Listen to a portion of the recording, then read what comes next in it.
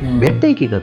शेतकऱ्यांना कर्ज न मिळणं याच्यामागं सगळ्यात मोठं पहिलं कारण आहे का त्यांची कागदपत्र क्लिअर नसते. शेतकऱ्यांनी जरी ITR जरी भरला, एक शेतकरी आहे का ज्याला 10 एकर शेती आहे, 10 एकर शेतीची त्याचं ऊसाचं उत्पन्न येतं, पण तो शेतकरी ITR कधीच भरत नाही. मग ते बँकेला कळणार कसं हा माणसं कमवतोय किती? 10 एकर शेतीमध्ये त्याचा एकरी 100 टन ऊस जाणारे पण शेतकरी आहेत आणि एकरी 40 टन ऊस काढणारे शेतकरी आहेत. मग बँक फक्त एकरावरच नाही करतो, उत्पन्न किती आहे? 50 गायी आहेत तुमच्या, 20 गायी आहेत, 10 गायी आहेत, गायीचं दुधाचं उत्पन्न आहे, रोजचं तुमचं 1000 रुपये जर दुधाचे आले तर महिन्याचे 30,000 रुपये झाले. महिन्याचे 30,000 म्हणजे 15,000 रुपये तो हप्ता भरू शकतो.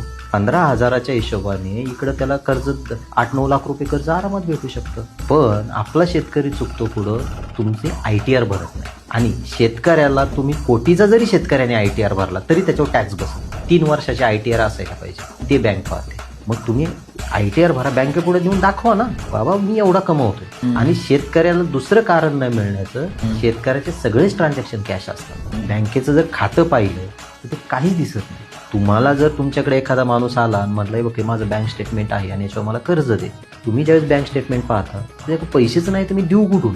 पण त्याच वेळेस दुसरं स्टेटमेंट तुम्ही पुढे केलं का ज्याला तुमचं रेग्युलर उत्पन्न येतंय, जे तुमच्या अकाउंटला दिसते, हे बघा मी महिन्याचे एवढे कमवतो, 50,000 कमवतो ना महिन्याचे, 10,000 कमवतो ना महिन्याचे, मी 25,000वर तुला देऊ शकतो, 10,000 कमवतो ना मी 5,000 रुपये तुला महिन्याला बसतील एवढं कर्ज देऊ शकतो. भेटतंय की कर्ज? पहिलं वाक्य माझं, बँकांनी कर्ज वाटल्याशिवाय बँका जगणारच नाही.